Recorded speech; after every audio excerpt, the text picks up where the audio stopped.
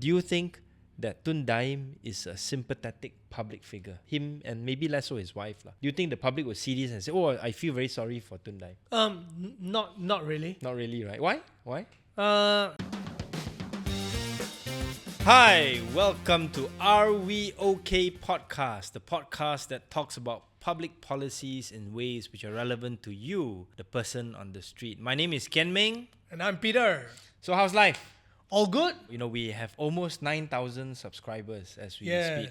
So what do you think about that? Is that a good, KPI kind of thing? I would say that this is the fastest growing channel that I've managed so far. Okay. Yeah, in terms of traction, in terms of people's comment are also very good. Yeah, all thanks to you guys who are watching right now. So I think the last episode has already exceeded 40,000 views, but we only have 8,000 subscribers. So for those of you who are watching for the first time, please do not forget to click the subscribe button so that we can bring you this kind of good content more and more. And we're going to have some special guests lined up after Chinese New Year as well. But in the meantime, any feedback from our listeners, from our audience? Yes, they are. But before that, I noticed, Kian Ming, you're starting to sound more like a YouTuber podcaster. You know how to ask people to like and subscribe now. Yes, because I've listened to a lot of people on all those influencers, so I feel a bit of pressure.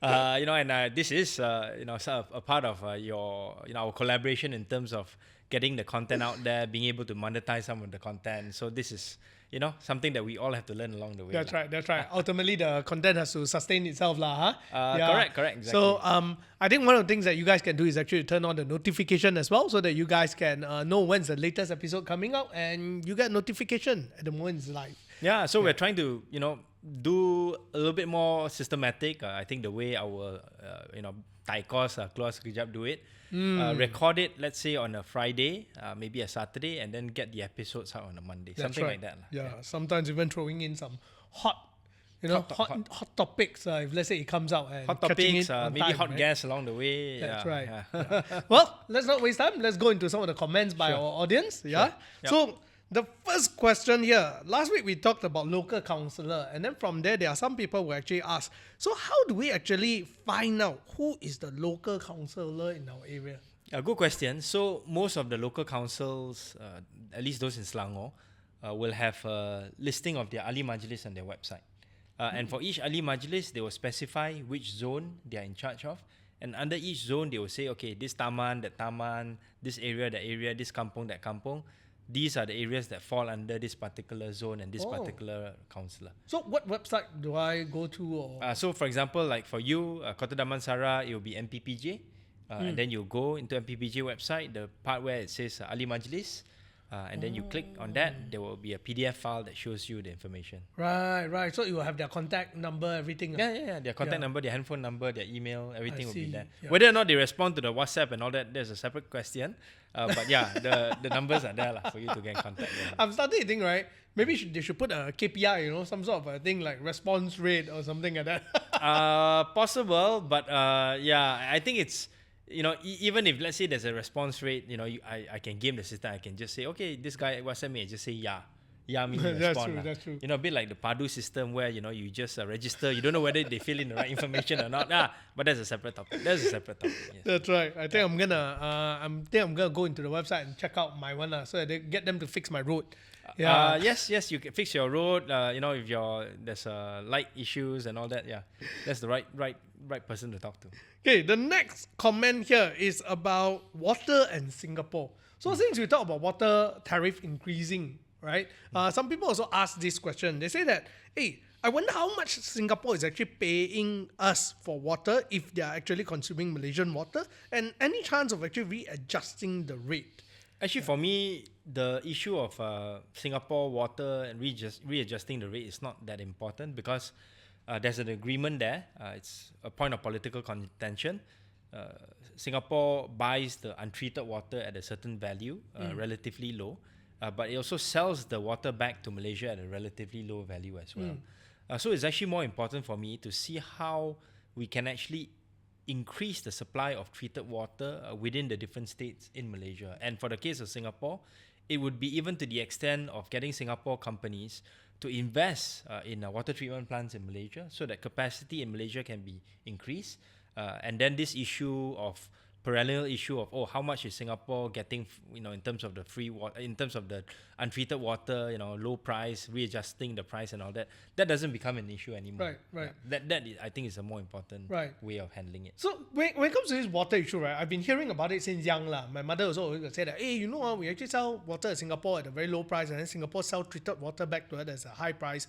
And this comes down to the question, right, of like, actually, do we actually really need to buy treated water back from Singapore? What's the reason? Is it because really we are running that low on supply of treated water? Yeah. For Johor, yes. For Johor, yes. Especially now, if you look at the kind of industrial needs that Johor is going to face in the near term, especially with the special economic zone between Johor and Singapore, where you're going to see a lot of investors pour their money into things like data centers, which consumes a lot of water, to cool and all that kind of stuff.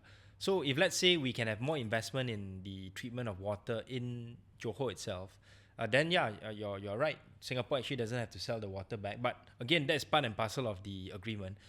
Whatever Singapore sells back to Johor is actually at a relatively low price. Right. So it's in our interest actually to continue to get that water supply. Right. So actually, Johor really don't have enough treated water. Yes. In fact, even in Selangor, there was one point in time that our reserve margin was very low. So now the reserve margin is better because we're getting, we're building more water treatment plants. We're getting supply from Pahang. Penang is facing the same issue. They have one water supply coming in from Kedah. But now, there have been talks to say that, maybe they should get a water supply also from Perak. So that's ongoing discussion because Penang is a small place. But for a place like Selangor, we have enough rivers. We have a big enough catchment area. So it's a matter of how we want to increase the amount of treated water and even come up with innovative solutions. Like, for example, why not tap the water from the rivers in a controlled way to allow industry to process it, or you process it to not potable water level but industrial water level. That means it's not for drinking. Right? So but it's for less industrial work, use. but then good enough for you to... Then you don't have to use the potable water to get and give to your industry. Yeah. Right? So and I can tell you, the issues of water is not just for Selangor and Johor alone. For Pahang, for Kelantan, in Kelantan actually the level of investment in water treatment plants is actually pretty bad because the state hasn't really come out with good plans to try to increase the water supply. Yeah, that's why now it leads me to, following up from this, as I thought about it, is that water is actually a state problem, right? Every state handles their own water issue. But I was thinking to myself, why not make it a federal issue? Is there any specific reason for that? Well, actually, the federal government does get involved. So under a unit called PAAB, Pengurusan Aset Air Berhad, this entity at the federal level has helped with the funding for some of the capex that the states need, including in Selangor to buy over some of the assets that were previously owned by private sector. But even after that kind of alignment, you still need the state government to step in to say, okay, this is the plan that we want to have for water treatment plants. This is how we're going to increase capacity, and it's not only that; it's also building the pipes that we talked about last week as well. Yeah. So all these things need to be really done on a very well planned level. All right. Okay. So one more last question. I think this one is a little bit spicy and is worth mentioning. After we talked about Penang and we talked about Guaning and CM Chow, political, right? A little bit on the political side, right? So I'm just going to read this comment directly, sure. From Fearless Soul. He said, speaking of CM Chow in Penang, there are rumors circulating that LGE was making a comeback and tried to oust CM Chow after the recent state election. Okay. However, the Penang State Constitution stipulated that a CM can only hold office for 2 terms. So the question you have is it a CM cannot hold power for 2 consecutive terms, or is it just even if it's separately 2 terms also not allowed? Yeah, a very good question.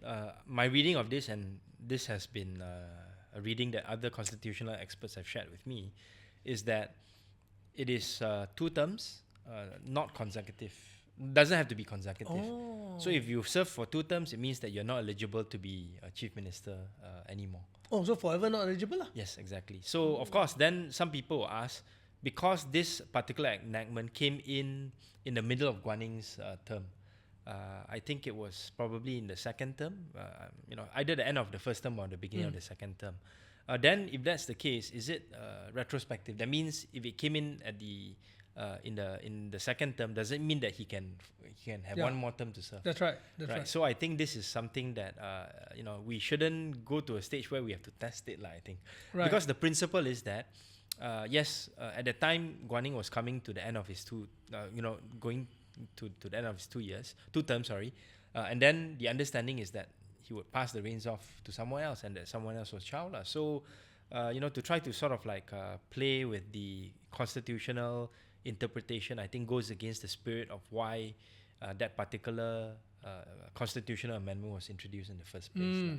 I see. Yeah. So apart from the constitutional issues, I think one also has to ask the question of whether the Penangites really want to see Guan Ying come back again.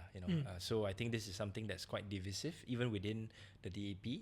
There's no consensus, I think, I think the DAP members and leaders would not want us to be forced to take sides. It's like, between US and China, Malaysia always quite neutral. So I think the members also, they want to support. Why can't you all just work together, right? Yeah, correct. And also want to support the CM, because he's the CM, he's the chief minister, for now, this is his final term as well. And hopefully, have a smooth transition to whoever is going to be the next chief minister. Right. Yeah. So just one last follow-up question from my side here is that when this kind of thing happened, right? I mean, this whole rumor, I think rumor happens for a reason, right? Yeah, but for you guys who are actually in the party, how do you deal with this kind of situation, right? Because suddenly there's 2 strong leaders, right? Both also is like, suddenly they have different, split camps, and will you all be forced to take sides, or like, how do you all tread in this kind of situation? Because you still need to get your work done. Yeah. But suddenly now, because these 2 are at a higher up levels, quite a lot of things you go through them, and they'll question. Yeah, so I'm thankful, because I'm here in Selangor. Those DAP members in Selangor are not involved in this. They are not affected by this, at least not directly. So we can just watch, from afar, and then try to understand and evaluate the situation as best as we can. It's much more difficult for my friends and colleagues in Penang, because sometimes they may be forced to choose, especially in the run-up to the last state elections. There was a lot of pressure, I think, for some of them to quote-unquote declare their loyalty to one camp or the other, and the outcome is that more of the aduns that were the candidates that were selected, and all of them won in Penang, more of them were seen to be sort of like coming from Guan Ying's camp. Right. That is the perception, probably the reality as well. But the good thing is, I think after the state elections, especially during this water crisis, right, you can see that the aduns from all parties, but especially from DAP, they were seen to be very on the ground, helping the people, giving, getting the water supplies, temporary water supplies to the most affected areas. And I think when people and the voters and the residents see this, they don't really care about who's fighting who, in terms of the people at the top. They care more about who's serving them. And I'm glad that this kind of ethos and work ethic is definitely there among my colleagues in Penang. That's great to hear. Well, I guess that's all for the questions from last week. Let's take a quick break, and later as we come back, let's discuss about some spicy news like Tun Daim might be charged next week, right? Be right back. Welcome back to episode 9 of Are We OK Podcast, the podcast that talks about public policies in ways which are relevant to you, the man and the woman on the street. So, we've heard in the news, Peter, that a certain corporate titan and political titan also, Tun Daim, may be charged in court next week. His wife, Naima, has already been charged, because of MACC investigations. From your perspective, as somebody who has seen this but not been involved, in the politics of it all, what is your impression? I think the first thing is it is shocking to hear how much of money is actually, that's coming into the light. And that's just a part of it. Yeah, right? sure. Yeah. For example, there was, for her getting charged, right? There was this thing is that she did not declare the assets, which include 2 companies, Ilham Tower Sendirian Berhad, Ilham Baru Sendirian Berhad, Mercedes and stuff like that. Then there's also a house in Pasaran, Bukit Tunggu, 4 lots in Bukit Tunggu, 1 lot in Penang, a house in Taman Tun Ismail. And I was checking in Bukit Tunggu, 1 lot of land is 5 million? easily 7 million, somewhere around there, right? Yeah. Yeah, I go running there quite often, but not really quite sure about the value of the houses. Crazy, man. So I was just take a time to actually search. Then, not just that, the latest leak says that their assets, they are worth 52.56 USD millions in USD. That's 244 million Malaysian ringgit. That's a lot of money, man. Well, those are just assets, part of the assets in Malaysia.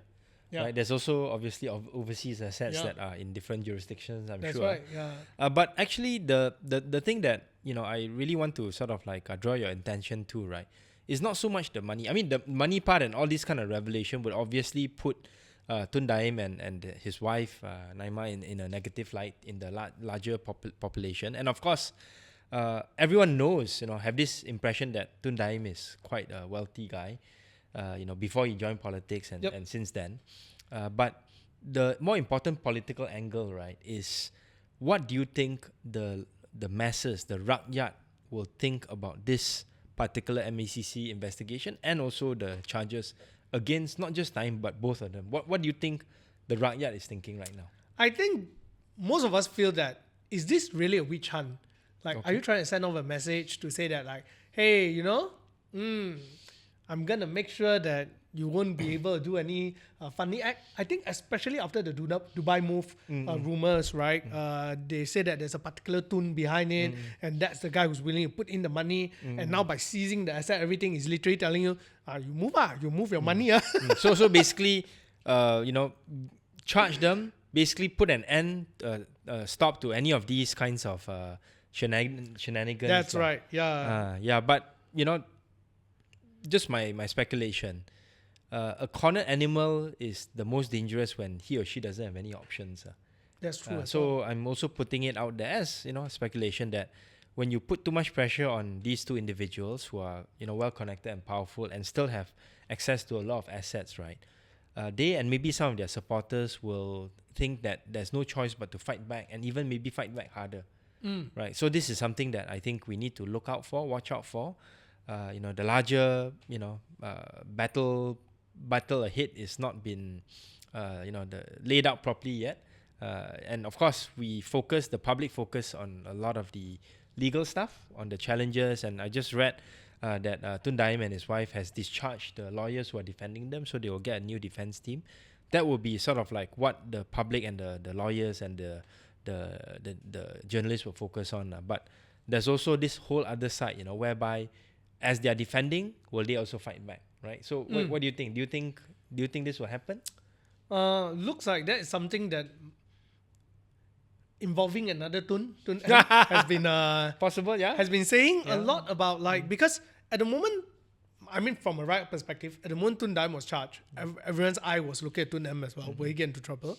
And immediately we hear the story of my son. And then the next thing that he made a statement and starting to say that he should call for election. You should call for election to see Anwar really got the support or not. Yeah, but there's a sort of like a bluff that nobody will take seriously. Yeah, because nobody's gonna call elections. But on the other hand as well, there's this whole question, right? Which, as you've said, a cornered animal is dangerous. I recall the last time when PH fall in power, a lot of people's speculation was also that the pushback to clean up the government in that sense was too hard. So people were left with no choice. And, might as well I just fight back even harder. So, I mean, I can see from this point of view is that perhaps there's not going to be much happening, but again, I'm not in the game, right? So for someone like you who's retired from the game in that sense, what will be your speculations, or like what are some of those rumors in the sense that you would approve or disapprove, or you yourself have a question about? I won't approve or disapprove, but I will just speculate that if, let's say, I were in the position of Daim and the people who are being put under pressure now, I would mobilize my resources to perhaps use other underhanded ways to get back at this government. I'm not sure what those methods are, but I'm sure that there are people out there who are more skilled in this area than me, which is something that I think the government needs to be aware of, so that they can put in certain protective measures and also even, monitor their own behavior so that these things don't come into fruition. Right, so that's one. And then the other thing I'd like to also remind you is that, you talked about the fall in PH because of the Sheraton move, right? I would speculate that one of the reasons why, that happened or was allowed to happen, was because Azmin Ali felt cornered. Azmin Ali, not Bersatu, because Azmin Ali felt that if, let's say, Anwar were to become Prime Minister after Mahathir, that Anwar would use his position as Prime Minister to kill off Azmin. Because at that time, Azmin was seen as too close to Tun, building his own power base in PKR, having a lot of people in PKR who are loyal to him rather than Anwar, right? And that was one of the reasons why he was plotting the Sheraton move, working together with UMNO and the other people, and he revealed this, I think, to a large degree when he was interviewed by Khairi and Shahril in Kelas Sekejap, right? It was very emotional interview. Yes, exactly. and I think, he explained that, I think, for the first time in public. So, he came across as quite a sympathetic figure in my point of view. But yeah, I mean, that's an example of how when you push your political opponents to a corner, they would fight back in ways, that you may not be able to predict. So that's one. Maybe also another point, you said that, people are thinking whether this is a witch hunt or not. I think there's another angle that you probably need to consider as well, which is, do you think that Tun Daim is a sympathetic public figure? Him and maybe less so his wife. Do you think the public will see this and say, oh, I feel very sorry for Tun Daim? Not really. Not really, right? Why? Because the unexplained amount of reach, and I think people generally have dislike towards extremely rich people. It just somehow is there. Doesn't seem right. Doesn't seem right that you should be so rich. I mean, it happens for all the billionaires as well. It's not just for Tun Daim. But at the moment you are what do you get, filthy rich, right? And especially because of his political connections in the past. Yes. And nothing is a better drama than seeing a hero falling, right? They say people enjoy seeing a hero being born, but people enjoy even more when they see a hero fall off the altar. I would say that Tun Daim is not necessarily a hero. Okay. Right? In that sense, yes. So actually that would make it, even sort of like, he make him even a more or a less sympathetic figure. That's right. Yeah, somebody who would not invoke a lot of public sympathy. That's right. Which means that this witch hunt, even if, let's say, people may not like the process, they may think that it's not according to what MECC can or cannot do. This is just what some people think, not what I think. They would not lose any sleep because Daim is being charged. So that actually allows, I think, Anwar some space to be able to push forward on this and put even more pressure on right. Tun Daim and maybe even Tun Mahathir and his family. Right. Yeah, because right now I will also say that Tun Mahathir is not necessarily somebody who is beloved in the public. Would you agree? Yeah. And actually, there's this rumor in the public as well that it could be that Daim is also part of a proxy of someone with much greater power during that time, and therefore, going after him, it's kind of like also going after... this is sort of like payback for what happened during the Asian financial crisis and when Anwar was jailed for the first time and that kind of thing. So there's rumors of that going on, right? Could be, but I think more immediately it would be to sort of like stop any further moves of Dubai moves and stuff like that. That's right. I mean, it would, it's something that I think the other side, the Perikatan Nasional people are looking at very carefully. Now, with that in mind, right, I think this is a very good time to actually explore on this for the people to actually understand why does money play such a big role in politics and how it generally affects in terms of for certain political figure to gain significant amount of power. I mean, for a rakyat, our understanding is just, okay, got money, they can buy friendship, they can what. But in your experience, right, what have you seen? I mean, we don't have to name names, but what are the kind of examples that we never thought of, the kind of power that money can buy? So I'll deal with it on two levels lah. On the more sort of like grassroots level, and this is more based on UMNO's experience because they've been in the position of power for the longest period of time in the past, and even now. You need funds at different levels of power within UMNO to make sure that your support base continues to be there. So, for example, if let's say you're a Ketua Cawangan, your Cawangan chief, you need to make sure that the people within your Cawangan are taken care of. No, the amounts may not be big, depending on the number of people there, so that they keep voting you as the Cawangan head. And then after that, if let's say you're the Bahagian head, you have to feed all the Cawangans in your area to keep voting you as Ketua Bahagian. So that means you need to go out and procure projects, procure funding to feed the people at the Cawang level, who then can feed the people at the grassroots level. Right. And then from Bahagian, you go up to Negeri and you go up to the Majlis Tertinggi, the Supreme Council. So to get elected at that level, you also need to make sure not only your Bahagian, but other Bahagians in other states also support you. Right. So then suddenly, everyone needs access to money and resources in order to be able to continue having that support base. So then this becomes like I wouldn't call it a pyramid scheme lah, but everyone in there in different positions of power need to be fed.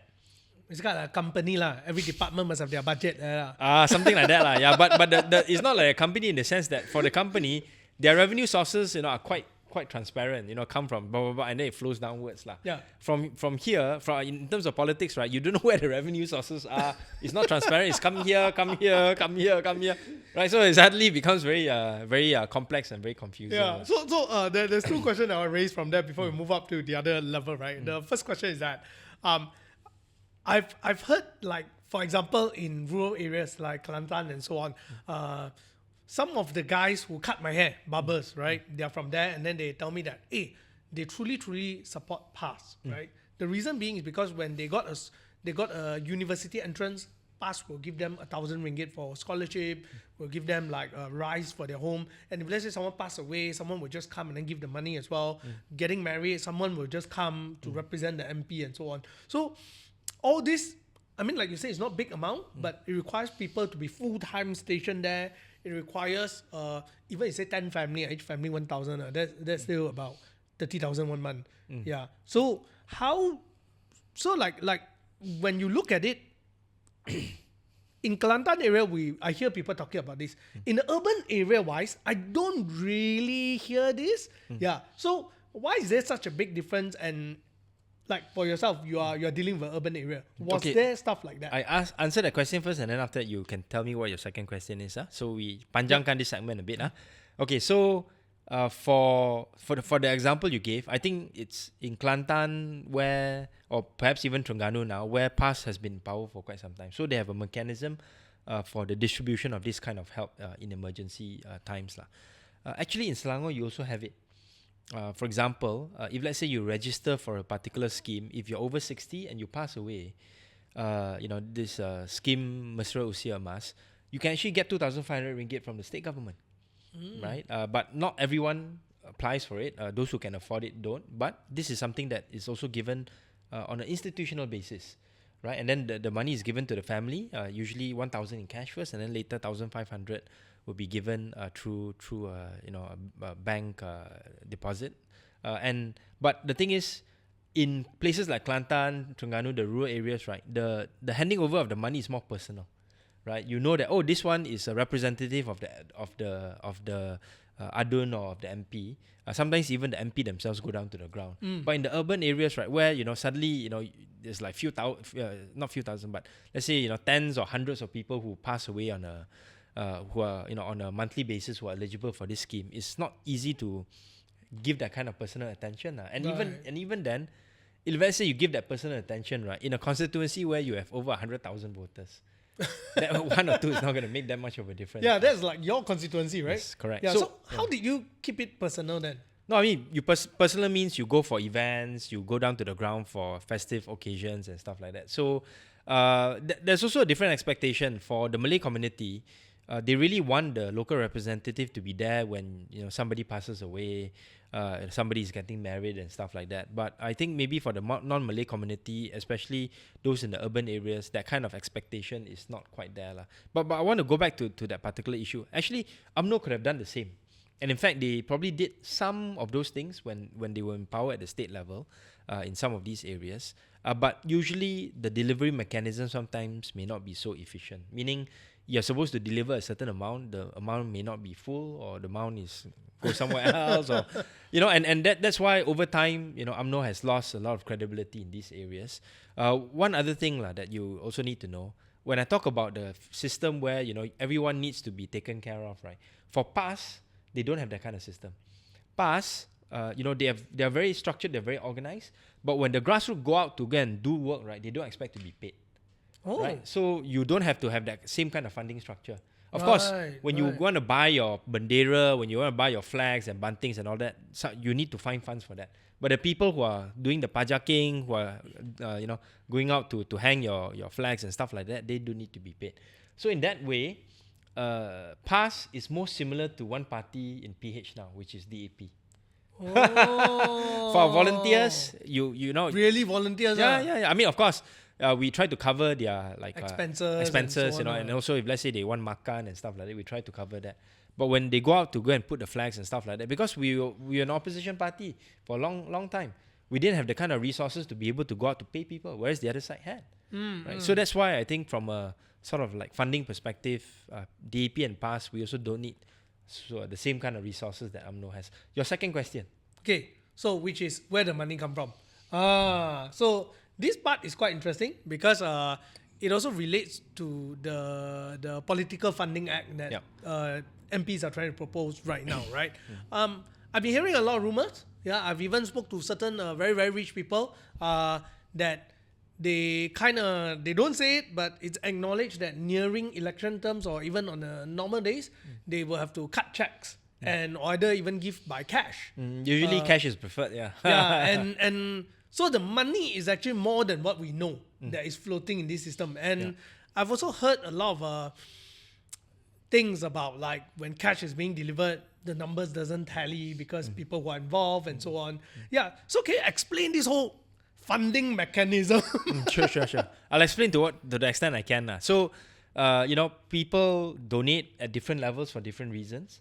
So maybe if let's say you're donating to an Adun candidate, these may be people who are involved more at the state and local level, maybe developers who have to work with these local leaders in order to get their projects approved. Right, developers and maybe more local businessmen type. Right, at the national level where you have to deal with federal ministries, then you're talking about some of the bigger companies. Right. So bigger companies, bigger businessmen, operating at the national level. So that is that element. Of course, now I think businessmen would want to be more careful in terms of how they support different political parties. And now because much more political competition, right? You have to make sure that you support. You try to hedge your risk lah. You cannot just support one side. Last time it was always one side. And now you have to support different sides and different people in different sides. So that's the kind of calculus that's being undertaken. And I think the Political Financing Act will help a bit in the sense that it will at least guarantee the party some form of transparent funding coming from the federal government, which would decrease, hopefully, some of the pressure that individual leaders have to face in order to get money to support their political activities. So in view of that, do you actually think how do you think this Political Funding Act, if let's say implemented, will help politicians to be more transparent or do their job better? Any thoughts about that? Yeah, so from a process standpoint, if let's say this act is approved, the parties will get a certain amount of federal allocation based on the amount of votes they win. And this act should also specify that they have to be transparent in terms of declaring how the money is spent, right? So all this can be put in the act, and this would, and including reporting on how the money flows from national to state to even local, right? So each party will have to find their own way to report and declare this. So that's one. And then another thing is, if let's say you do get political donations from the public, if it's above a certain amount, it should be declared so that there's greater transparency. But of course, people can sort of like find ways around that, lah. And then as in exchange for having this transparency, political parties also have to declare how this money is spent. If it's not spent, where is it kept, which accounts, and so that you can do a proper audit, lah, when it comes to the time for proper auditing before the next general election, let's say, or on a yearly basis. So the other thing that I want to talk about is the kind of corporate maneuvers that happens at the national level. This is not the funding at the local level anymore, at the party level. We're more talking about stuff, eh? Yes, correct. So this is talking about corporate moves done by politically connected people. So this is where the real political power comes in. If let's say I'm the Minister of Finance, or I'm aligned to the Minister of Finance, that office has a lot of power. The office can say, look, you need to sell off this company to this particular individual. If not, I'm going to go after you from a taxes perspective, right? I'm going to withdraw your license if let's say you don't sell this particular bank to this particular person, right? And that's where the big money is made. Yes, because when you sell it to the other person, often it's at a reduced cost, right? So let's say I can buy over assets from you, assets worth 1 billion. I only come out with 100 million. And actually, the 100 million is not even my own money. I borrow from the bank. Wow. Yeah, so that's where this kind of high multiplier effect comes into play. So it's kind of like if I'm a minister in power, and a corporation want to buy over an asset from another corporation, if I align myself with this minister, I can actually, number one, get him to ensure support the motion of selling it to me at X amount of price. And I can also get him to get to the bank and give me a good deal in loan. Yeah. Because I mean the underlying asset should be a good one. So you squeeze the businessman or the corporate, and then you become very wealthy as a result. And then the quid pro quo is that if let's say the minister has facilitated this, as and when the minister needs to run a political campaign, whether it's the general election or more importantly at the party level, that is when you have to make that contribution. So it's like not a direct giving you something, but it could be like at the back there, okay, let's have an internal agreement. When this thing happens, you better do X amount or whatever not. That kind of thing, right? This is par for the course, lah. Right. Yeah. Next time, because of lack of time, we can go into things like proxy controls and stuff like that. Should I ask you, since you have experience as an ex-deputy and you were also part of the advisory team during Bunning's time as a Minister of Finance, right? Thankfully we did everything above board, so none of those shenanigans. The one should also get Tony together. Yes. If he's willing to come, definitely welcome him to come. Yeah, so with that, let's take a break and then we'll be right back on the Are We OK podcast. Welcome back to the Are We OK podcast. Peter, the next hot topic we're going to talk about is this gig economy council that was proposed by the Deputy Prime Minister Zahid. And this stems from the protests by some e-hailing riders from the largest e-hailing company that's operational here in Malaysia. Were you affected, or did you hear about the protest that was happening or the boycott that was happening the other day? I'm not affected because we don't really use freelance. But in terms of what I've heard, I think accompanying with that got my attention really was Tun Daim joining along. And then quoting funny statistics like suicide and all. I'm not sure where you get the number from, but it makes me wonder. The next question is this, right? If we were to implement that, wouldn't it kind of like interfere with the free economy? Because the fact that freelancer exists is to create much more competition and competitiveness. So that it becomes much more efficient, right? Yeah, it's kind of like a mini outsource kind of thing, right? But yes, I think there should be certain ethics to guide it, that you're trying to get efficiency, not squeezing people. So there's always this check and balance of how we go about with it. Sure. Yeah. So I think from my perspective, let's before we even go into the regulation part, whenever you have one dominant player in the market, that player will end up having monopoly power. That's definite lah. So then the question that we have to ask, that the government has to ask, is to what extent is this monopoly power being abused? To the extent that drivers are not treated properly, customer feedback is not being taken into account, and so on and so forth lah. There is an argument in economics whereby they are saying that even if, let's say, there's one dominant player, as long as the threat of another player coming in is very high, this player would act as if he or she or that company were in a competitive market. Right, so I'm not sure to what extent this is true in Malaysia. How about you? Do you think, the dominant player in Malaysia, do you think by and large they operate in a way that's responsible? I think that they are doing whatever they can to survive as well. Okay. Yeah, because standing from a business point of view, looking at some of their numbers, I know it's a hard time for them. They have to skim through, they have to cut. Sure. And it's kind of like, well, if you push me further, I'm just going to close, because it just doesn't make economical sense. Yeah. Right? But on the other hand, also, you raise up something that is even more interesting, right? It's the fact that how do you make it in such a way that it feels like the barrier of entry is low enough that there will be more competition? So are they being unfair? I think standing on a business point of view, I think there's a reason, which because I've seen their financials, I know it's not great. Yeah. So shareholder pressure lah. Yeah, shareholder pressure. But on the other hand, should they do good to the people? I think yes. Yeah. So I personally am torn, but I'm more intrigued with the other side of the argument. If let's say the barrier of entry is low, then now it got me to question, like, is the government actually doing anything to ensure the this side? So that's a good question. There are other players who have come in. There's one or two players that operate not that aggressive in Greater KL, but in some of the smaller cities, including in Sabah and Sarawak. Name starts with M. But I think the feedback that I've gotten is that some of these smaller players, they come in, they can undercut the market because a lot of their drivers are not, being given the responsibility of adhering to the standards of the PSA, the passenger service, license, PSV, that has been given to all these e-hailing riders that they have to apply for.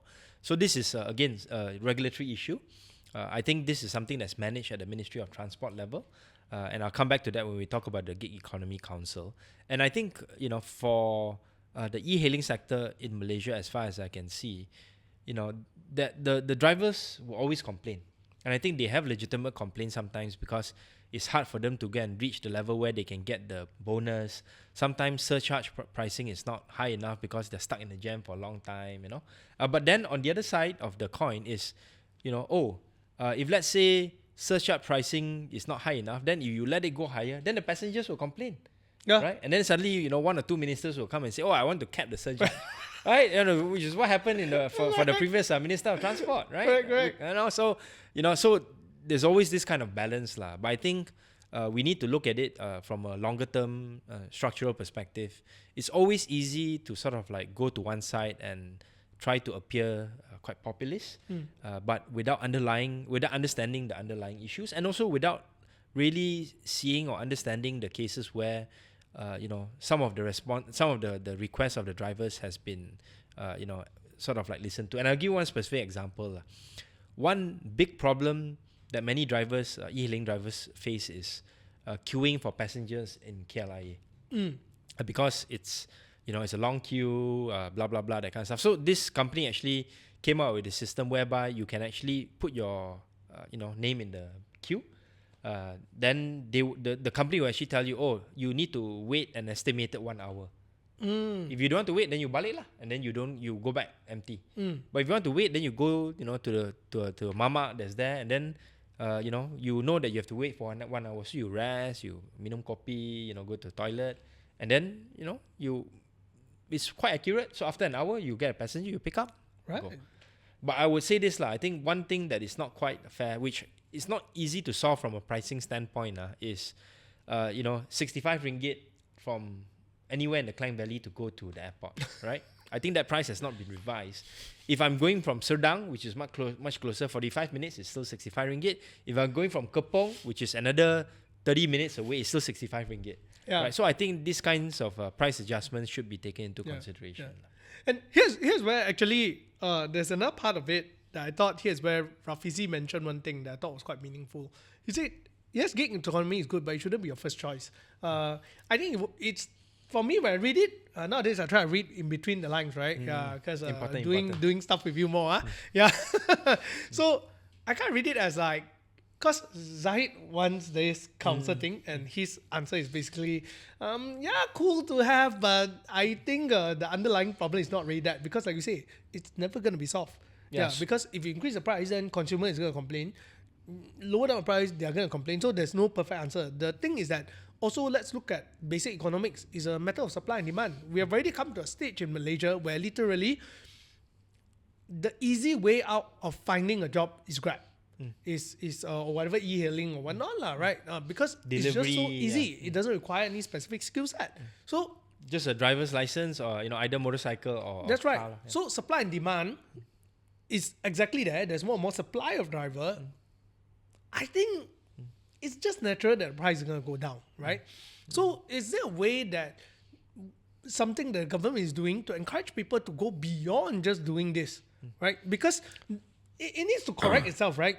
The reason why the after supply is so much, the price goes down, is so that to encourage you to not do it, and go and find other, So couple of responses to that. I think Rafizi's response was spot on and correct in two areas, right? So praising him, so that you don't say that I always criticize Rafizi, right? So he was spot on in actually saying that the first thing that I think is relevant is you don't actually need to set up a gig economy council to address one particular issue area or one particular company, right? I think that's spot on lah. I mean, why you want to set up a council to go and regulate one particular company, right? I mean, you should ask the ministry in charge to go and or the agency in charge under that ministry to do the proper regulation in terms of fares and all that kind of stuff. So Rafizi is spot on that. Second thing is, Rafizi is also spot on in saying that we need to change the underlying structure such that the gig economy becomes an option, but it's not the first option. That's right. Right. So, what can we do to address these kinds of things? Of course, education is one of them. It's a big topic, blah, blah, blah. But I think another thing that may be more practical and more interesting in the short term at least is, to work with,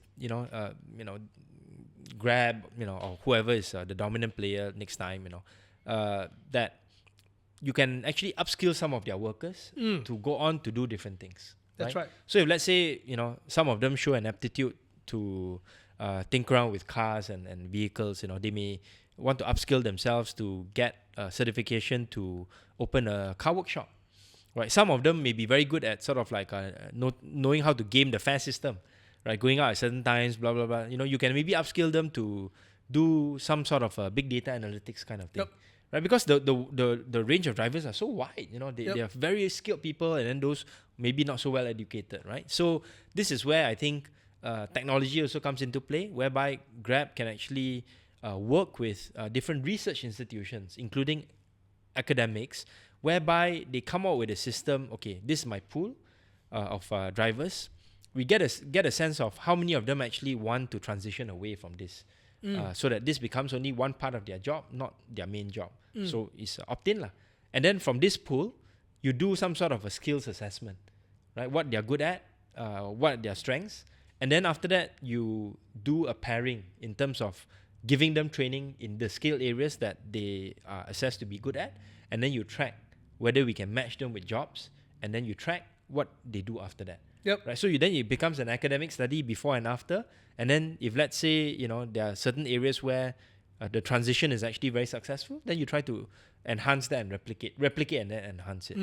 Right. So that's just one example from a more practical standpoint. I've proposed this idea to somebody, in this ecosystem, and it seems something that we can discuss further down. Oh, that's great. That's great. Yeah. Because just some time ago, I was listening to this podcast, right? And I thought it was very meaningful because this lady actually said this one thing. Without a company, she wouldn't she wouldn't have expect herself to be able to go university. And what happened was that she worked for this company as a freelance, and in a US company is a startup. And this company would actually work with research universities, and they will identify people who actually are still keen on upskilling. And they actually work with the universities to actually develop programs that caters around their timing so they can work and study at the same time. Sometimes there's a short bond, but whatever it is about producing talent, right? And from there, they would either absorb them to other departments of the company using that as a pipeline, or either helping them to get out of the system, so that the people also become more efficient and better, and as part of a CSR lah. And she said this, that she's really thankful. Without the company doing that, she wouldn't have been where she is. And she's still in the company, moving up to become higher rank individual. Sure. Yeah, and I thought that's something fantastic. Which can be implemented. But I don't know if there's many Malaysian companies who do that. This doesn't have to be a one-size-fits-all solution. It could be something that is experimented on by different companies working with different agencies in the government. Right? So it can be working with HRD Corp. It could be working with some of the TVET institutions. It can be working with some of the skill development agency under the Ministry of Human Resources. Right? So, I think it's about trying to find work models that work, do proper research so that you can evaluate the effectiveness before and after. And then for those that are effective, scale up, ramp up. Those that are not effective, you shut them down or scale them down. And then, you move forward and make sure that this information is shared in the larger ecosystem. Right. Wow, suddenly I feel like we should bring Steven Sim on board. Can contact him later on. Exactly his place, right? Exactly. I'm sure he and his staff will have a lot of interesting ideas to share. Okay, so any other issues on this gig economy council that you want to bring up? No, I think that's fine. But maybe if there's anything in terms of a policy side, is that if let's say we were to really set up something like that, and really we start to put minimum base wage for generally gig economy workers, right? Will we face a situation like China? Because China's issue is exactly they had a lower wage system, and at the moment their wage went up. It's harder and harder for companies to grow there. On top of that, there's a US-China issue and so on. So there's always this question, right, about how much wage should increase. And definitely we know that the base is you should have some sort of higher value industry in existence first, so that these people can transfer, then you can balance it out. But in Malaysia, the higher value side is not really there. So what do you foresee the impact is for Malaysia if, let's say, we start implementing something like that? I would say it's not really a minimum wage that's needed, because again, you have differential driving times. The cost goes up and down. If let's say later on we liberalize or we change the fuel price, the price of insurance for cars also change, price of spare parts and whatnot. So it's not going to be easy to regulate on a sort of like a minimum wage basis. So then the question is, do you want to regulate in terms of hourly wage? Then this is also tricky, because what happens if, let's say, you want to go out and get more jobs during that hour, then you'll be able to earn more than the minimum wage. But if let's say you set the minimum wage too high, then it's going to affect the whole cost structure, meaning there are not going to be enough passengers, and then you won't even be able to reach that level of wages or income that you get from e-hailing, right? So it's not going to be an easy issue to solve. And in the larger context of the Gig Economy Council, right? Are you then going to regulate gig economy jobs in all sectors of the gig economy beyond e-hailing or p-hailing? How about software developers who are doing gig stuff and all that, right? So again, like I go back to my previous point, this was proposed by the Deputy Prime Minister to address one particular problem, which is the e-hailing, the p-hailing, ecosystem. I think it's much better to give that responsibility of discussing with the major players to the Minister of Health, Minister of Transport, which is currently being tasked with this responsibility anyways. Is this what you cover in your lecture usually? Part and parcel. But probably will be able to give a bit more spice to it in lectures, because it's not for public consumption. All right. So let's move on to the next topic. After this, we'll be right back on the Are We OK podcast. Hi, welcome back to the Are We OK podcast, the podcast that talks about public policy in ways that are relevant to you, the man and the woman in the shopping mall. Okay, Peter, one issue that has been quite hot this week is the announcement that there will be change in the pension scheme for civil servants. From your reading of the materials and the newspaper reports, what is your understanding in terms of the big picture and some of the details? That you have to like reduce the expenses on that area if not government don't have much money, that kind of idea. Okay. I think it's actually about time to do something. But whether should it tackle from pension onwards, I do not have enough data to give my opinion. But one thing everyone said, it should start with MPs and elected representatives. Yeah, elected representatives, which is you are part of that picture. So actually, I would throw back the question. Right? How do you feel about that? Okay. So first and foremost, it would not affect me because what they are proposing is, this would be a change in the employment terms for civil servants in the future. Oh, right. okay. So not the ones who are now. So it in won't service. affect the past ones. That's correct. So I think the idea is, and it's not that much details have been revealed yet, would be a situation whereby future civil servants, let's say starting from the year 2025, for example, would be on a long-term employment contract. So similar to working in the corporate world, where you get contributions from the government into their EPF schemes. Right. So it's similar to that, and it's not a contract. Although some medical doctors may still be on contract, but for the other civil servants, it is long-term employment terms and conditions. Right. Not to say that you are only given a 5 or 10 year contract. It's a long-term until you retire. The difference is that maybe your salary will be revised, and this could be part and parcel of the larger scheme and study to look at the salary of the civil servants. Right. So, that has become quite sensitive, a political hot potato, because many civil servants, feel that the pensions is one of the things that they look forward to when they retire. Yeah, that's right. Yeah, they don't have to think about whether I have enough in my CPF, I have enough in my EPF or not. And the pension is for life. If I pass away, a portion of it will be able to be inherited by my wife, or if my wife passes away together with me, the kids will be able to get some of that. So that kind of assurance, I think, is something that's very, very valued among the civil servants. Yeah.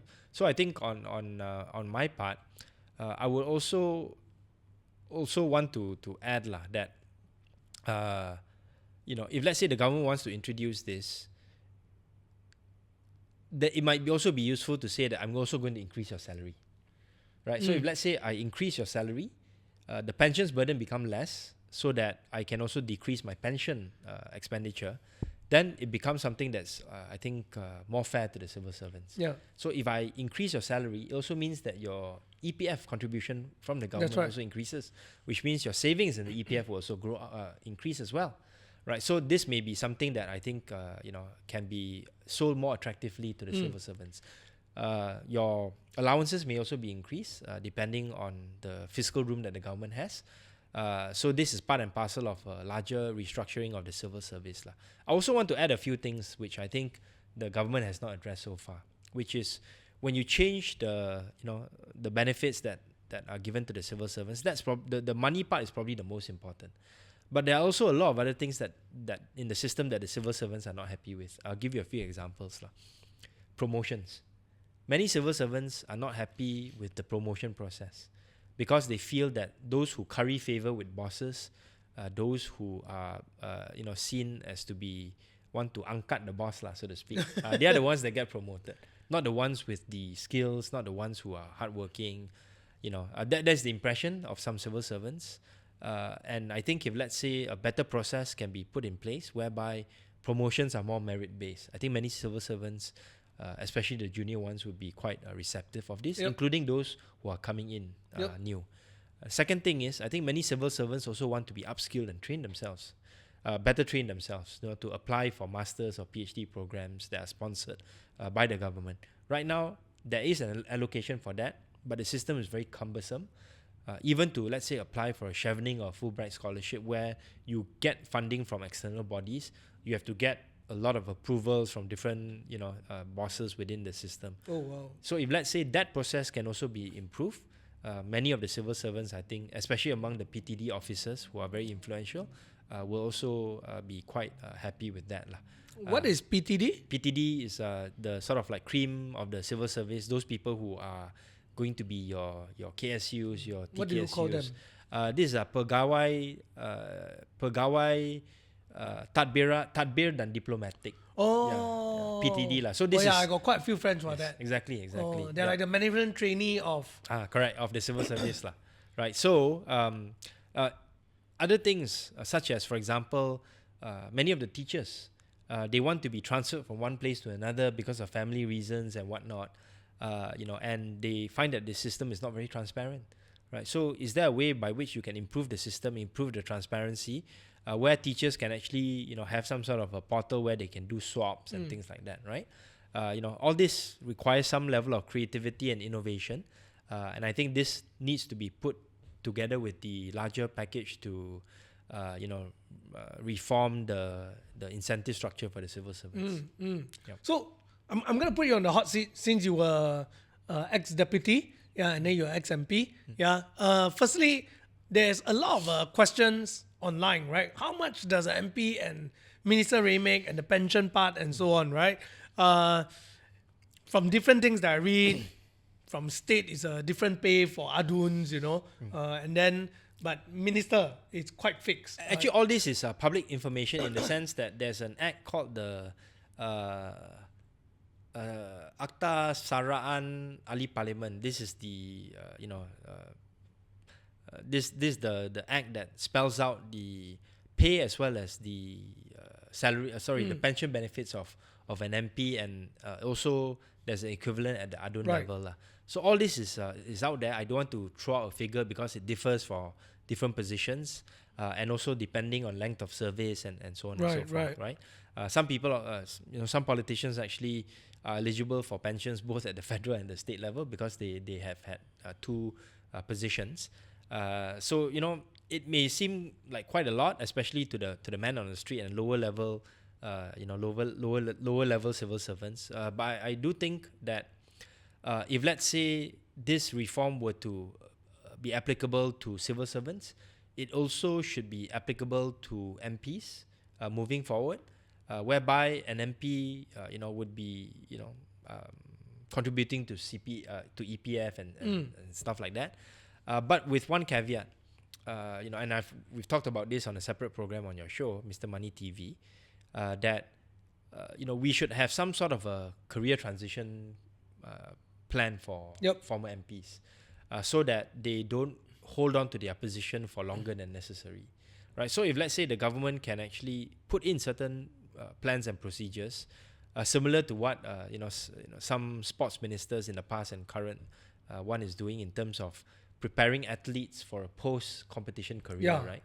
So that I think should be put in place, so that ex-MPs and aduns can also continue to serve, in different capacities. So I think that would be the only caveat that would put in place.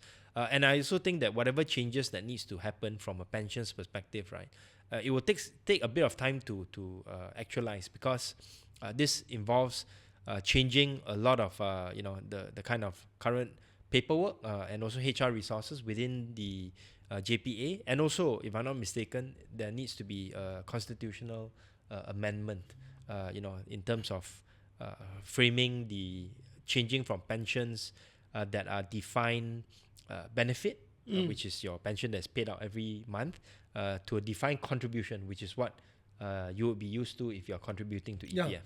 So actually, for me personally, I've got no problem with MPs or minister getting paid well. Because my opinion is this, if you're a minister, if you're a deputy, or maybe you're MP, right, the chances are the people that you're going to hang out with and people that you work with at a certain level. Are at a certain level. Correct. I mean, think about it this way, right? I'm also a human. If every day I were to have a dinner with some guy from big corporation, it's just a matter of time that I'll start feeling like, hey, why am I so poor compared to them? And I'm doing so much of work, right? Sure. And I'm not even being paid a CEO level. And the truth is, when you're running a ministry, you're literally running a bigger corporation than a many private CEOs, corporation. yeah, I mean, you've ran a ministry before. Yeah. So I don't think it's fair to be paid very low. And so here's where I take the Singapore approach. It should be paid well. The main reason is because if I pay you so little, the chances are you're encouraging them to do something funny. I think one of my video I did mention, right? A police in Malaysia, a constable, I checked their salary is about 1,800. I was thinking to myself, if this guy is a constable in KL, you're earning 1,800. How to survive? Correct. Like, I mean, even if the fella do some hanky-panky, from a human perspective, I don't know whether to blame him or not, because how on earth are you going to survive? More sympathetic than Tun Daim. That's right. Yes, correct. Yeah. That's right. Exactly. No. Yes. Yeah. So then it comes out to a question. Why wouldn't we fix the process of taking in candidates? Because then you hire the best quality candidates, pay them well, have a more proper promotional system like what you talk about. We have known so many great civil servants who are just waiting for promotion because even when I ask them how to get promoted, they also cannot really answer me because they don't seem to be a clear path. Yeah. And so why not put all these things in place instead? I think those are good suggestions, things which the government should also communicate well and communicate in a way that's comprehensive. Because when you have these kinds of pieces of information being leaked out there, being speculated upon, being reported on, it allows the other side, it allows the opposition to jump on this issue and to politicize it in ways which I think are irresponsible, saying that, this is somehow linked to DAP and they want to reduce the number of civil servants, or this one is sort of like unfair because it's not applied to the MPs, So all these things actually give a lot of room for irresponsible and frankly inaccurate discussion.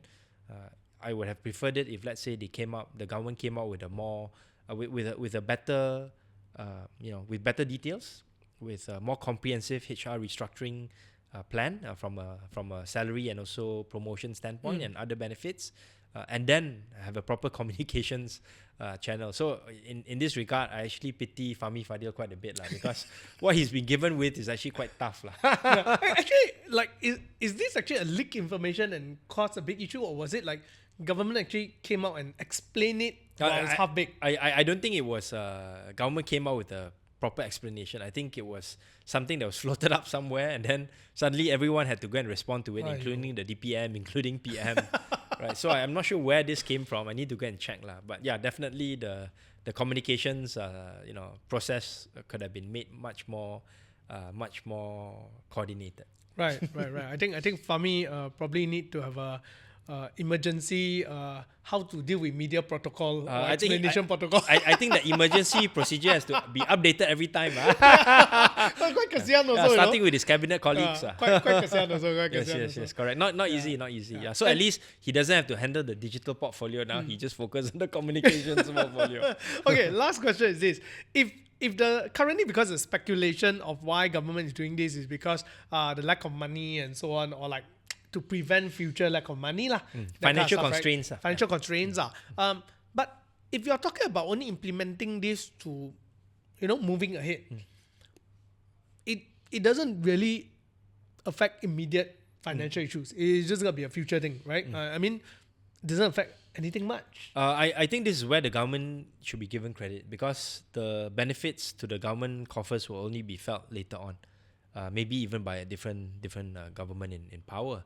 And it's good that this government is at least thinking about that, and the civil servants, especially those who are making these kinds of decisions on the MOF side, pushing the government, the politicians to really make a move in terms of putting these policies in place, and it will be for the long-term benefit of the country. It just means that we have to be much more responsible, proactive, much more smarter in the way we design these changes and also communicate it to the different stakeholders. Right. Because the largest union organization, QPAX, has come out to disagree with this proposal, which means that they were not properly briefed in terms of the details. Yeah, man, I'll be shocked as well if I'm Yeah, Part yeah, of, like, exactly. you know, wow, exactly. why is Yeah. the link come out? This Yeah, kind of correct. You know, no proper stakeholder engagement and that kind of thing, lah. So a lot of these kinds of very rookie-like mistakes.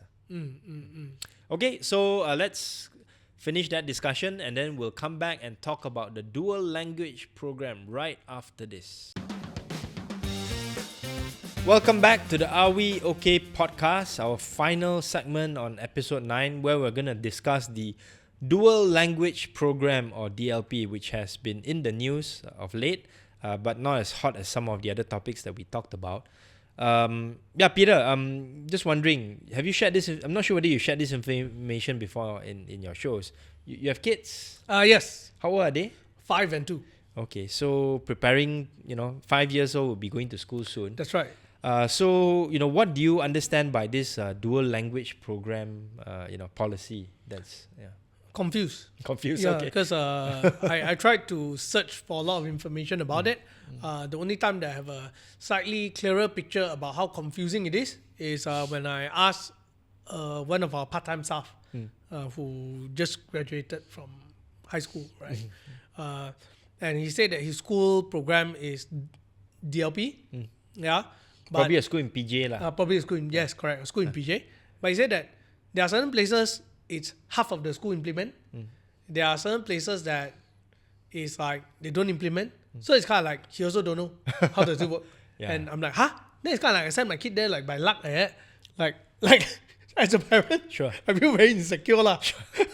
Yeah, so I'll try my best to explain what the DLP is, and then later on I'll try and explain why it's a politically sensitive issue lah. So the DLP was sort of like a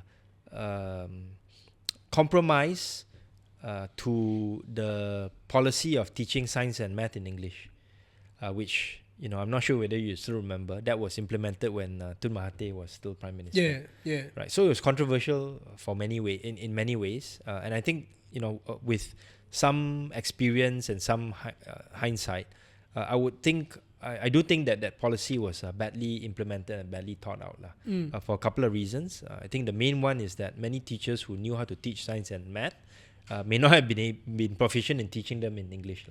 So you had a problem of teachers not being able to teach science and math well in English, which affects the students' outcomes. Then I think the issue of improving the students' command of English did not also materialize because you had teachers who couldn't teach properly in English. Yeah. So this is where, because when this program was implemented, I was in Form 6. So I spent my whole lifetime until Form 5 studying science and maths in Bahasa. I remember once I went to Form 6 where it was more difficult. Teacher taught in English. And for the good first half a year, I was clueless when the teacher taught. Not because my command of English was bad, but my command of English was pretty good. I speak like that, right? But because the terms that were being used, it's just totally different. Very technical. Yeah, so it's like suddenly when the teacher started talking, right, and she was so fluent in it, I was like, oh my goodness, what am I listening to? So I wasn't focusing in class. I was actually zoning out because every moment I have to translate in my head from Bahasa to English. And so those who picked up did very well, but I obviously didn't do very well. Yeah.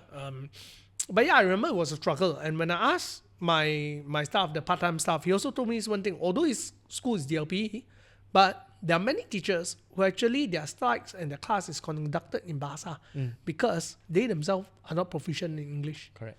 So I think the compromise on the DLP program was that only if, let's say, a certain percentage of parents are supportive of this program, and you know that you have an ecosystem where the teachers, majority of the teachers can also do this dual language program, then only this will proceed.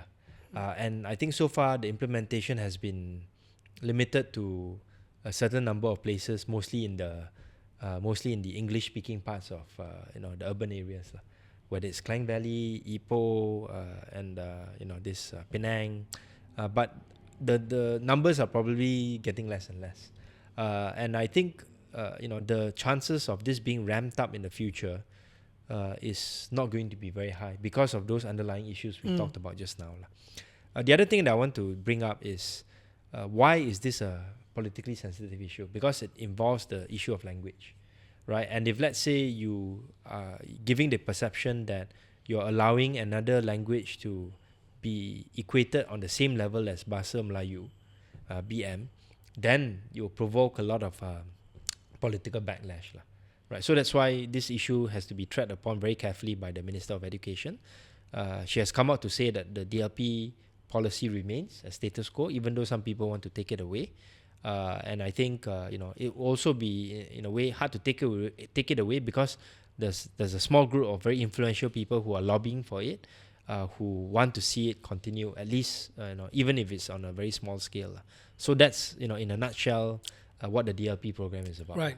But in my opinion, right, I actually blame it on the rush implementation of it. Because it was literally like they kind of talk about it, then 1 year later they just implemented it, right? Correct. And shortly later, then Tun Daim actually retired, right? I'm starting to think that maybe it was like kind of like the last achievement before you move on. Last hurrah, no? Yeah, the last thing. Then after you handle it, lah. Yeah, but it could have been implemented much more properly because for English-speaking person like me, I couldn't handle it. Yeah. What about people who are in rural areas, right? Okay. So this is where I think it's one of the major failures of Tun Daim, and I'll explain why. You see, for somebody who held power for such a long time, over 20 years, and who saw the results of some of the things that he did from a policy standpoint happen in a way that's very obvious, right? Let's say, okay, PAP, I give you approval and money to go and build KLI is built within the few years. PAP, want to build KLCC, get Petronas to do it, build it. PAP, build Putrajaya, money is there. It goes in and it gets built over a certain period of time. But he doesn't realize that for something that has to do with human resource development and also training, which you have to do for the teachers, you just don't pop and then it happens overnight. Right? So, his thinking was that... As if a switch turned on, right? Exactly. So this is one of his major failures. And I know this because I deal with him personally in the past when I was deputy minister. His thinking is more of like an engineer or a chemist or a medical doctor, whereby the training process is almost taken for granted. Pop, and then you can do it, right? It's like trying to build a factory, lah. Right? In actual fact, that's not the case. Yeah. And that is why the implementation of this, from a human planning standpoint, human resource planning standpoint, was done really badly, lah. Yeah. And I think. For me personally, it's okay for DLP to remain on a small scale. It's much more important for us to focus on the larger question, which is whether or not we have teachers who can teach properly. That's right. In Malay. That's right. Right. That's the more important thing. And I think one of the things that we really need to look at is, the PISA scores. This our testing on science, mathematics, and we've seen the latest 2022 PISA scores for us, not just in terms of the decline in our scores, because every country experienced decline because of COVID, but the percentage decline was the largest. Malaysia was the largest, top 3 largest from the bottom. Right? That means our scores decreased by like 20%, something like that, So I'm going to write a press statement on this, but I think for this particular point, the education minister rightly points out that it's because of COVID, but what was it that made Malaysia drop even further than some of our neighbors? That's one. Right. And then secondly, what are we going to do to address that drop in the standards, which still persists to today? That's right. Yeah. I think on this subject, I'm glad that actually Anwar recently came out and then he made a statement about it to say that it's not okay, but the question again is what is going to do done? about it? It's not okay. And I actually listened to the podcast of KS where you were with the World Bank's economists, right? Yes. And you guys discussed on this subject. Yes. And literally I wrote notes, when you guys talked about it. And one thing that he mentioned was that they did a study and says that 6 in 10 of Malaysians below 10 years old could not read or write the English language. And that got me thinking about one thing is that maybe before we even talk about changing DLP ke, whatever or not ke, I think the main question is what are we doing for the younger generation, right? And because education is such a such a difficult issue to tackle, and you can only see the result over long term. And the one good example I saw when I was preparing for one of my previous video talking about human capital and all was when I looked at Singapore's model, right?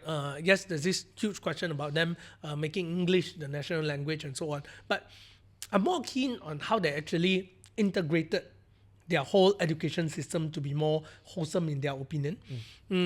Is the fact that instead of them removing all vernacular school immediately, they actually did a hybrid system initially for a few years and slowly change it. Then they let people understand the importance of English.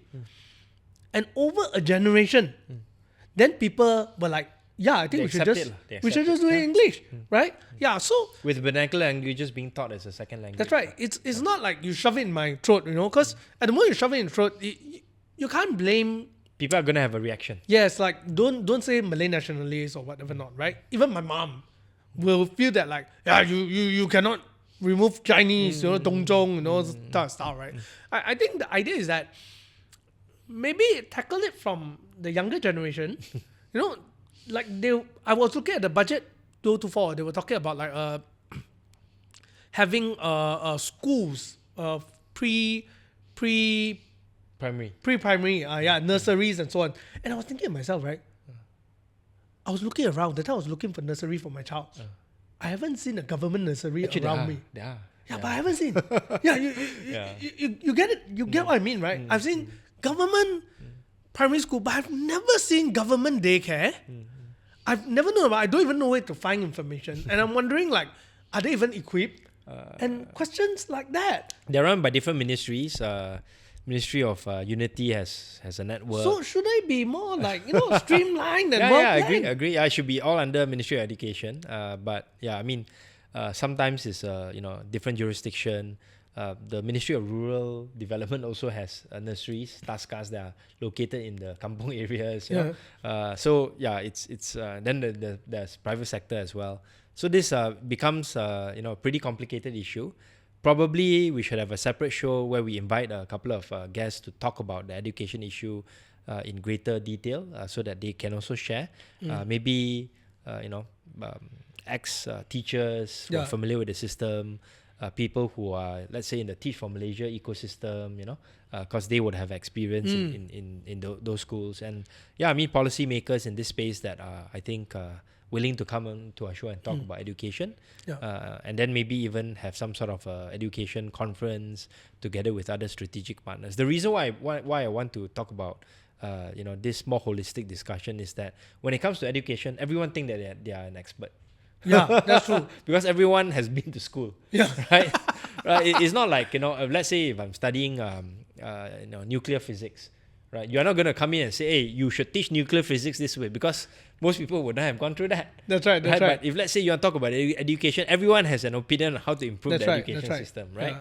So I think it's a very big topic. I don't envy whoever is the education minister. Tough. So let's end the discussion on the DLP and also on education matters for now. Maybe later we can explore it in a more comprehensive way. Before we end this, can I ask a question about like one thing you said? It's a very thorny issue when it comes to the language issue, right? Can you explain to us as public, right? Because I think especially for people who are in the urban area, right? And urban, whether is it whatever heritage you are from, sometimes it's very hard for us to grasp. Why is it such a sensitive issue, and why can't they understand that? Sometimes they think about it this way, right? So maybe you can help us to see from the other lens, because you have been on that side of the... Sure. So I'll explain from the Malay perspective, then I talk about the non-Malay perspective. From the Malay perspective, right, whenever you want to change the education system in a way that seems to decrease the importance of Malay, many Malays would see this as an attack on a number of fronts. Definitely on the cultural, identity part. That's something that is very sensitive, because it's the government maybe sending a signal that your Malay identity is not as important, right? Then people will ask, now education, maybe the Bumiputra rights thing will be threatened next. And not only that, this also calls into question economic security on the part of the Malay population, right? From the perspective that, suddenly if let's say Malay is not so important, English or other languages become more important, will that be made into a requirement when I want to apply for jobs? Then suddenly, it can be made use of as an instrument against the Malay community. Right. Suddenly you say, people are very sensitive already now, if let's say you want to elevate the status of English. What happens if let's say, there are some companies who say, Mandarin speakers are encouraged to apply. Right? Then I remember at one point it was an issue. Yes. Yeah. Right. So you have to understand it from the Malay community standpoint. This is something that affects their psyche and even affects their economic security. So that's one. From the perspective of the non-Malay community, let's say from the Chinese community, you're talking about, if let's say you elevate one language over Chinese, teaching of Chinese at the primary school level, you want to take away some Chinese, some subject time, give it more to English and Malay. Then suddenly the Chinese community, or at least the people in the education sphere, would say, you're diluting the Chinese characteristics of the Chinese primary schools, right? You're taking away the only thing that we have now in this country, which is our culture and our language, right? Because everything else has been Malayanized, so to speak. So then that's something that they hold on very strongly to.